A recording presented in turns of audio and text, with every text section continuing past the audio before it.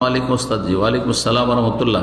আহলে হাদিস মাদ্রাসাগুলোতে যে পরিমাণ খরচ নেই মাদ্রাসা কর্তৃপক্ষ, তাতে নিম্ন আয়ের পরিবার এবং নিম্ন মধ্যবিত্ত পরিবারের সন্তানদেরকে পড়ানো সম্ভব নয়। অথচ তারা মুখে বলে লিল্লাহ প্রতিষ্ঠান, কিন্তু বাস্তবতা হচ্ছে তারা ব্যবসা খুলে বসেছে। আপনি এদের জন্য কিছু নসিহা করুন। এই ক্ষেত্রে বলবো যে যেসব মাদ্রাসাগুলি রয়েছে বেসরকারি মাদ্রাসা, সেই মাদ্রাসায় যদি আপনারা মানুষের দান সাদকা নিচ্ছেন, গরিব অভাবীদেরকে ফ্রি পড়াবার জন্য জাকাতও নিচ্ছেন, আপনি ফ্রি খাওয়ানোর জন্য, ফ্রি বোর্ডিংয়ের জন্য তাদের বিভিন্ন কথা বলে আপনারা নিচ্ছেন, তাহলে আপনাদের জন্য শুধু ব্যবসা করা, এই শিক্ষা প্রতিষ্ঠান দিয়ে দুনিয়ার দাদের মতো, যেমন আজকাল বিভিন্ন স্কুলগুলি খুলেছে, ইংলিশ মিডিয়াম, বাংলা মিডিয়াম, যেসব স্কুল খুলেছে তাদের এটি ব্যবসা।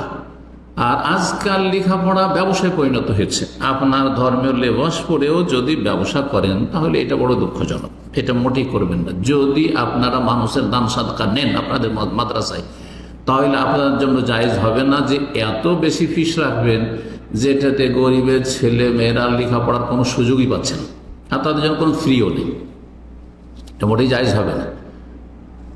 আমানত আপনাকে দিচ্ছে, আপনার হাতে তুলে দিচ্ছে জনগণ, মুসলিম জনগণ, সুতরাং সেই আমানতের সাথে যাদের হক তাদের কাছে পৌঁছাতে, অর্থাৎ গরিব বা অভাবী, অল্প যাদের আয় উপার্জন রয়েছে, তাদের ছেলে মেয়েদের লেখাপড়ার ক্ষেত্রে খরচ করা। আল্লাহ তৌফিক দান করেন। শুধু বিল্ডিং বানাতে থাকবেন আর এদিকে ফিস আপনি একেবারে রাখবেন ওই রকম বেশি পরিমাণ, যাতে গরিবের সন্তানরা লেখাপড়া না করতে পারে, এমনটা করা মোটেই উচিত হবে না। তবে কোনো যদি প্রতিষ্ঠান হয় ইসলামিক শিক্ষা প্রতিষ্ঠান, কিন্তু তারা কারো দান নেয় না, দান সাদাকা নেয় না, জাকাত নেয় না, তারা ছাত্রদের যে ফিস আসে সেখান থেকে শিক্ষকদের বেতন ইত্যাদি সব কিছুই চালাচ্ছে, তাহলে তারা বেশি পরিমাণ ফিস রাখলে কোনো অসুবিধা নেই। কারণ তারা মানুষের সহযোগিতা গ্রহণ করে না, দান সাদাকা নেয় না, সুতরাং তাদের অধিকার আছে, তারা বেশি ফিস রাখতে পারে। যাদের জন্য সম্ভব হবে তারা